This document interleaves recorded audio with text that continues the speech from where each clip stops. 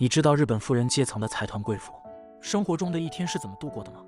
早上7点，这位叫做长崎原子的女士就已经准时起床化妆打扮。她今年55岁，目前跟丈夫生活在神奈川县的镰仓市。原子是一位典型的日本主妇，她每天化完妆后都会先上楼跟丈夫打招呼，接着再去为两人准备咖啡。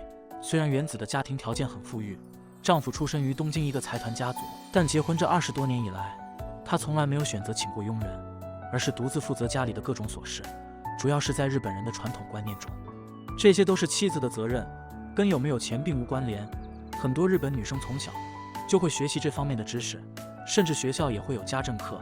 在客厅跟丈夫喝完咖啡，原子会做半个小时瑜伽，活动一下全身的肌肉，顺便还能改善自身体态。等结束运动，原子就该去下厨做早餐了。跟绝大部分的富人生活不同，原子夫妻俩无论对饮食或金钱都没什么太大追求。例如饮食方面，两人早上通常都是喝一杯蔬菜水果汁即可。至于工作方面，丈夫更是几年前就把公司交给儿子打理，自己跟原子来到镰仓，买一栋拥有超好景观的房子，享受起了慢节奏退休的生活。此时可以看到，跟普通日本人住的房子相比，原子家这栋一户建简直是豪宅，当然价格也是贵得离谱，总价大概在6亿日元左右。不知道大家觉得景色怎么样呢？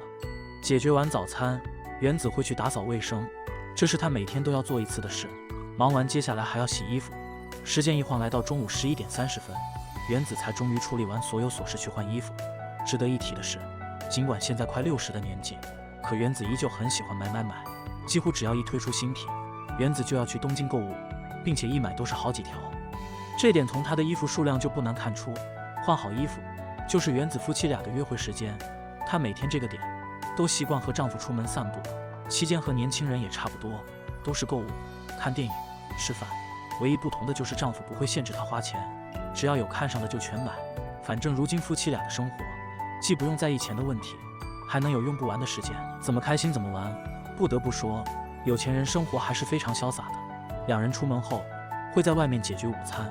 对于当前的生活，原子直言过得十分充实。等时间来到下午5点，原子就会去市场挑选晚餐食材。作为富人家庭的主妇，原子在买菜上和普通人没什么两样，依旧也是会挑便宜又新鲜的。买完回家，原子会和丈夫一起下厨，不过丈夫只能负责帮打下手。与此同时，女儿也因为休假回家看望他们。